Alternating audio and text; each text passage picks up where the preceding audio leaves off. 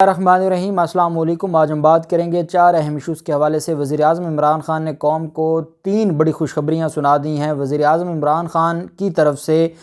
جو سعودی عرب کے ساتھ معاملات اور سعودی عرب کے ساتھ نئے معاہدات تھے، اور اس میں ایک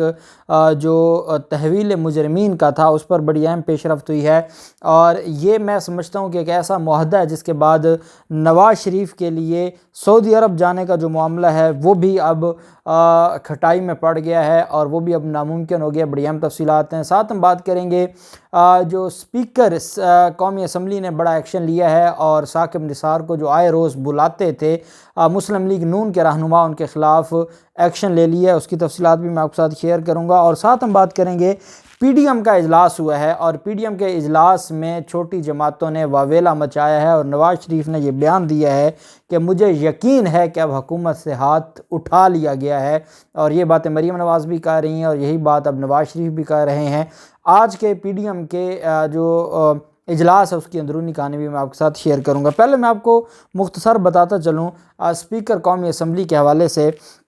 اسپیکر قومی اسمبلی نے ثاقب نثار کی قائمہ کمیٹی کے سامنے طلبی کی مخالفت کر دی ہے، اور جب یہ معاملہ ان کے پاس گیا، اسپیکر قومی اسمبلی اسد قیصر نے چیئرمین کمیٹی میاں جاوید لطیف کو خط لکھا ہے، جس میں کہا گیا ہے کہ معاملے کو ایجنڈے سے نکالیں تو کمیٹی کا اجلاس بلایا جا سکتا ہے۔ اسپیکر قومی اسمبلی کے مطابق ثاقب نثار کا شریف فیملی کے خلاف احکامات دینے کا معاملہ عدالت میں ہے، لہٰذا چیئرمین قائمہ کمیٹی اطلاعات عدالت میں زیر التوا معاملات کو زیر بحث نہ لیں۔ وفاقی وزیر اطلاعات فواد چودھری پہلے ہی ثاقب نثار کے معاملہ پر جاوید لطیف کو کافی بار سنا چکے ہیں کہ آپ جس معاملے میں پڑ گئے ہیں یہ معاملہ درست نہیں ہے، اور آپ کو اس سے باز آنا ہوگا، لیکن وہ باز آنے کو تیار نہیں ہے، اور وہ سارے کے سارے معاملے پر جو جس طریقے سے سیاست کر رہے ہیں۔ تکلیف صرف یہ ہے کہ شریف خاندان کے خلاف فیصلے دیے گئے، شریف خاندان کے خاص لوگوں کے خلاف فیصلے دیے گئے۔ اب کیا جو جج آپ کے خلاف فیصلے دے گا تو جیسے وہ ریٹائر ہوگا تو اس کے بعد آپ اس کو بلانا شروع کر دیں گے، آپ اس کو اپنی کمیٹیوں کے اجلاسوں میں شروع کریں گے؟ آپ پیغام یہ دینا چاہتے ہیں کہ جو جج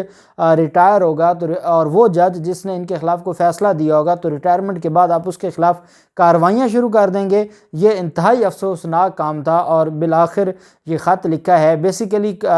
جو کمیٹی ہے قائمہ کمیٹی برائے اطلاعات، اس کے اجلاس بلانے کے حوالے سے اسپیکر سے استدعا کی گئی تھی کہ اس کا اجلاس بلایا جائے۔ اسپیکر نے یہ خط لکھا ہے، اور یہ جوابی خط ہے جاوید لطیف کو، کہ اگر آپ نے ثاقب نثار کو بلانے کا معاملہ جو کہ سب جوڈس ہے، اور ہمارا آئین کہتا ہے کہ جو معاملات عدالتوں میں پینڈنگ ہوں گے اس میں پارلیمنٹ میں اس کے اوپر بات نہیں ہوگی، آپ کیونکہ آئین کی خلاف ورزی کر رہے ہیں تو بطور کسٹوڈین آف پارلیمنٹ اور قومی اسمبلی میری ذمہ داری بنتی ہے کہ میں آپ کو آئین سمجھاؤں، آئین پڑھاؤں اور آئین سکھاؤں۔ اور یہی وجہ ہے کہ انہوں نے کہا ہے کہ آپ اس معاملے کو ایجنڈے سے نکالیں، پھر اگلا ہم جو لاہ عمل ہے وہ دیکھیں گے۔ دوسری طرف پی ڈی ایم کا اجلاس ہوتا ہے، اور پی ڈی ایم کے اجلاس کی جو اندرونی کہانی ہے اس میں میاں نواز شریف نے آج کہا ہے کہ انہیں یقین ہے کہ حکومت سے ہاتھ اٹھا لیا گیا ہے۔ اس کی وجہ یہ ہے کہ گیٹ نمبر 4 کے یہ چکر لگاتے رہتے ہیں، اور ان کو ہمیشہ ہی غلط خبریں اور افواہیں ملتی رہتی ہیں۔ وزیر اعظم عمران خان کے سر پر ہاتھ تھا یا نہیں تھا، لیکن آپ یہ اندازہ لگائیں کہ اگر نواز شریف کو یہ چیزیں نظر آتی ہیں تو اس کا مطلب یہ ہوا کہ نواز شریف اس بات کو تسلیم کر رہے ہیں کہ نواز شریف کی آنکھیں اس ہاتھ پر لگی ہوئی ہیں جو ہاتھ نواز شریف جو عمران خان کے سر پر ہے۔ اور شیخ رشید نے بھی یہ بات کہی تھی، چاہے مزاحن کہی تھی، کہ چاہتے یہ ہیں کہ جو ہاتھ عمران خان کے سر پہ ہے وہ ہاتھ ان کے سر پر آ جائے، اور یہ ان کی خام خیالی ہے۔ تو بات اس کا مطلب ہے شیخ رشید کی درست ہوئی، کیونکہ نواز شریف کو بھی ایک ہاتھ نظر آتا ہے۔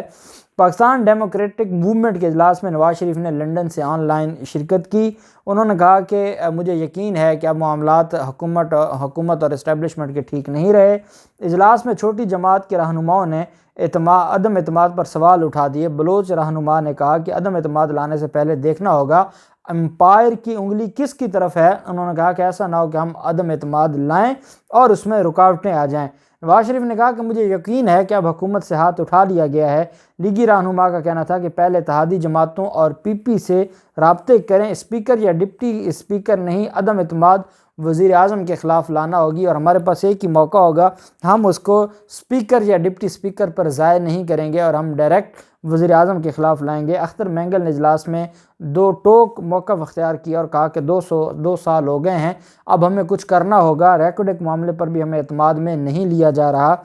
لیگی قائد نواز شریف نے کہا کہ شہباز شریف اور فضل الرحمان کل سے ہی لانگ مارچ پر میٹنگ کرنا شروع کر دیں، اور آج اجلاس میں یہ بھی ڈسکس ہوا کہ 23 مارچ کو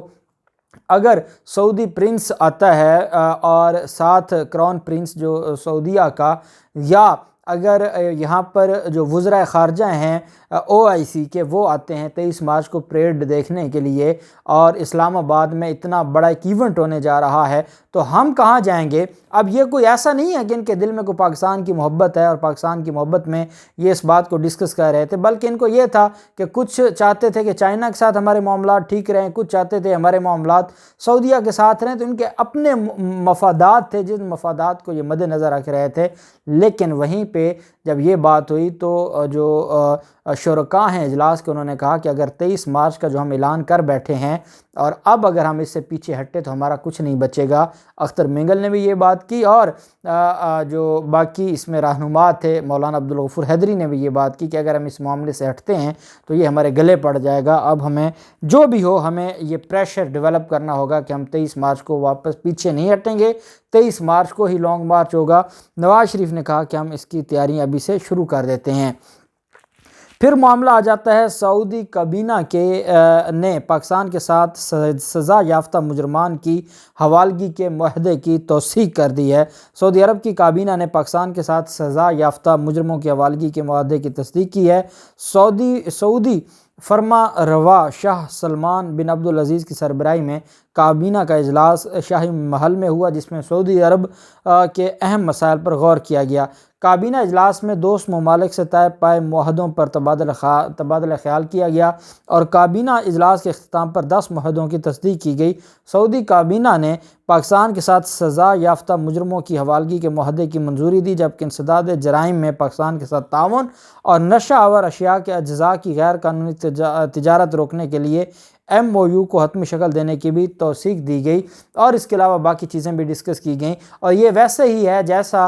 ہمارا برطانیہ کے ساتھ چل رہا ہے۔ اور نواز شریف جو یہ امید لگا کر بیٹھے تھے کہ سعودی عرب میں جا کر پناہ لوں گا، دوبارہ مجھے جدہ میں پناہ دی جائے گی، تو اس معاہدے کے بعد پھر یہ مشکل ہو جائے گا سعودی عرب کے لیے نواز شریف کو پناہ دینا، اور اس کا مطلب یہ ہے کہ برطانیہ کے بعد سعودی عرب سے بھی نواز شریف کا جو امیدیں ہیں وہ دم توڑتی نظر آتی ہیں اس معاہدے کے بعد، اور یہ جو معاہدہ ہے اس پر بالآخر توثیق کر دی ہے جو سعودی کابینہ نے۔ وزیر اعظم عمران خان نے ایک اور بڑا سرپرائز دیا ہے، اور وزیر اعظم عمران خان چائنا کے دورے پر جا رہے ہیں۔ آپ جانتے ہیں کہ چائنا کے ساتھ جو ہمارے تعلقات ہیں، اور پھر CPEC کا جو معاملہ ہے اس پر جو نظریں جما کر بیٹھی ہے اپوزیشن، اور کچھ معاملات ایسے تھے جس پر جو سابقہ ہماری حکومت ہے شریف خاندان کے، کیونکہ شریف خاندان کے بڑے اچھے ریلیشن تھے چائنیز کے ساتھ، چائنیز کمپنیز کے ساتھ، اور اس پر شہباز شریف کے خلاف کیسز بھی ہوئے، اور معاملہ یہ تھا کہ یہ تاجر لوگ ہیں اور چائنا ایک تاجر ملک ہے، اور ان کے ساتھ اچھے ریلیشن تھے، اور بڑی کوشش کی انہوں نے عمران خان کو ناکام کرنے کی چائنا کی نظروں میں، CPEC کے حوالے سے مختلف افواہیں پھیلاتے رہے، لیکن بالآخر چائنا مان گیا ہے کہ اگر پاکستانیوں کا وزیر اعظم اگر کوئی 5 سال پورے کرنے والا ہے، اور وہ ایک ہی وزیر اعظم ہے اور وہ عمران خان ہے۔ اب وزیر اعظم عمران خان آئندہ ماہ فروری کے پہلے ہفتے میں یہ چین کا دورہ کریں گے۔ وزیر اعظم عمران خان کے دورہ چین میں 5 وزراء ان کے ساتھ ہوں گے۔ وزیر اعظم نے وزراء کو دورہ چین سے متعلق ہدایات دی ہیں۔ وزیر اعظم نے متعلقہ وزراء سے وزارتوں سے متعلق اہم بریفنگ دی۔ عمران خان نے کہا کہ یہ اہم دورہ ہے، چین جانے والے وزراء کورونا سے متعلق احتیاطی تدابیر بھی کریں، دورہ چین میں مفاہمتی یادداشتوں منصوبوں سے متعلق مکمل تیاری کریں۔ ساتھ یہ بھی کہا ہے کہ عمران خان چینی صدر اور چینی وزیر اعظم کے ساتھ اور دیگر اہم رہنماؤں سے ملاقاتیں کریں گے۔ ذرائع کے مطابق دونوں ممالک میں اعلیٰ سطحی مذاکرات بھی ہوں گے۔ وزیر اعظم تاجر چینی برادری اور صنعت کاروں کو پاکستان میں سرمایہ کاری کی دعوت بھی دیں گے، اور وزیر اعظم عمران خان کی وہاں پر چائنا میں وزیر اعظم عمران خان کے لیے مختلف جو ہیں وہ پروگرام بھی چائنی حکومت نے وہاں پر جو ہے وہ منعقد کرنے ہیں، اور وزیر اعظم عمران خان مختلف وہاں پر جو پروگرامز ہیں ان کے مہمان خصوصی کے طور پر بھی شرکت کریں گے۔ تو یہ وہ چیز ہے، اگر ہم یہ سمجھتے ہیں کہ پاکستان اور چائنا کا جو تعلق ہے اور سی پیک کا جو معاملہ ہے، اور پھر چائنا بڑا انویسٹر ہے پاکستان میں، تو پاکستان کے وزیر اعظم کا اور یہ کافی عرصے بعد پاکستان کے وزیر اعظم کا یہ جو چائنا کا وزٹ ہے، یہ ایک بہت بڑی اور ایک خوش آئند بات ہے۔ چائنا کے ساتھ جو شریف خاندان نے پی ٹی آئی حکومت اور چائنا کے درمیان اختلافات پیدا کرنے کی کوشش کی یا دوریاں پیدا کرنے کی کوشش کی، بالآخر چائنا کو بھی یہ بات سمجھ آ گئی ہے کہ عمران خان نے 5 سال مکمل کرنے ہیں، اور جو